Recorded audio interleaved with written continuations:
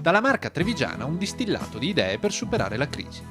Oltre 200 persone, tra imprenditori, ricercatori e rappresentanti delle categorie professionali, hanno preso parte all'esclusivo forum organizzato dal maestro trevigiano della grappa Roberto Castagner presso la distilleria di famiglia Visnà di Vazzone. Una sorta di brainstorming, quello organizzato da Castagner tra le esperienze imprenditoriali più varie, dall'industria alla ristorazione, alla finanza, alla comunicazione, tutti insieme per partorire la ricetta del rilancio economico del territorio. Noi dobbiamo intanto innovare, abbiamo detto prima. Cosa vuol dire? Dobbiamo chiudere i prodotti vecchi, avere il coraggio di farlo e presentare nel 2014, ho detto almeno per azienda, un prodotto nuovo. Assumere un giovane. Oggi per fare prodotti per il mercato moderno bisogna assumere dei giovani, quindi dobbiamo trovare il governo che ci dia una mano per assumere dei giovani che siano in grado di proporre novità. E questa è una cosa fondamentale. Terzo, trovare credito. Oggi le aziende devono trovare un credito agevolato perché i tassi attuali noi facciamo fatica poi a creare utili a fine anno per reinvestire.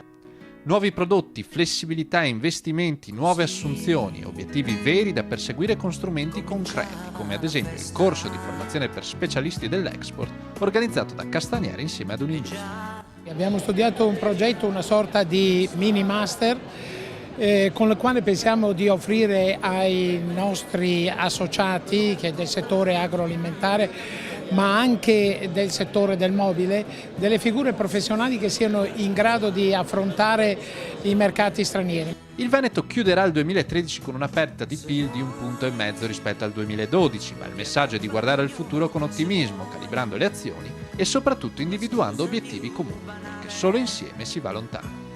Bisogna parlarsi tra categorie, tra imprenditori, tra distributori, tra gente comune. Oggi nessuna figura fisica, nessuna azienda può vincere da solo una crisi senza precedenti. E credo che molte categorie oggi si autoreferenziano, si parlano in casa, convinte di non avere nient'altro da fare che aspettare. Io invece ho detto che tutti dobbiamo fare di più, ogni categoria deve confrontarsi con le altre categorie perché tutti noi, dico da domani, possiamo fare qualcosa in più per cambiare le regole del gioco, per cambiare il mercato. Una lezione che Roberto Castagner ha saputo interpretare davvero fuori classe.